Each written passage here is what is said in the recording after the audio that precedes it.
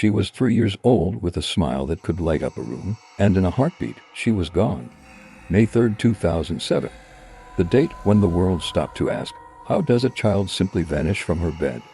This is the story of Madeleine McCann, a disappearance that stunned the world, divided families, and sparked one of the most intense investigations in modern history.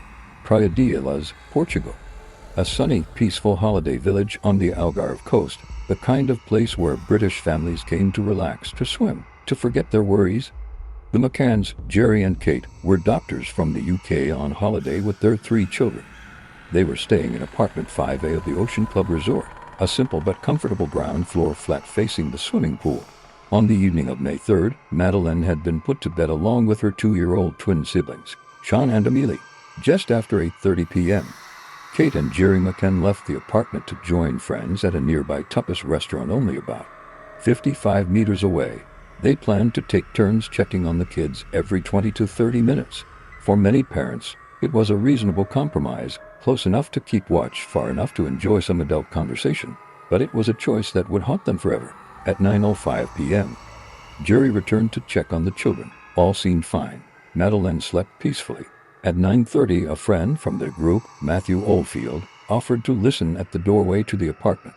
He heard no noise, saw no light, and assumed everything was still calm. But at 10 p.m., Kate McCann went to check herself. As she entered the bedroom, she felt a rush of cold air. The window was open, the shutter raised. Madeleine's bed was empty. In that instant, the McCanns' entire world shattered. Kate ran back to the restaurant screaming, "Madeleine's gone." Within minutes, a frantic search began. Staff and guests combed the resort, shouting her name, opening cupboards, checking cars, while word spread through the quiet Portuguese night. But there was no sign of Madeleine. Portuguese police arrived quickly, yet the initial investigation was, by many accounts, disorganized. Crime scene procedures were not strictly followed. People trampled through the apartment. Vital forensic evidence was potentially destroyed in those first hours. Witnesses later reported seeing a man carrying a small blonde child near the apartments around 9:15 p.m. Was it Madeleine? Who was this man? For days, the Portuguese police pursued multiple theories: break-in, abduction, even the possibility of a tragic accident covered up by the parents, the McCanns. In their desperate bid to find their daughter, made countless media appeals. Their tearful faces broadcast across the globe.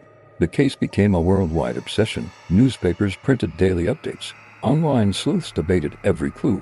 Donations flooded in. As time passed, suspicions turned.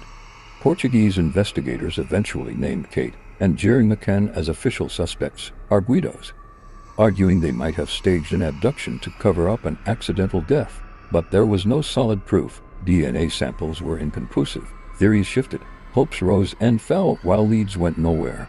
British police got involved, launching Operation Grange in 2011. They reviewed thousands of documents, re-interviewed dozens of witnesses, chasing any hint that Madeleine could still be alive.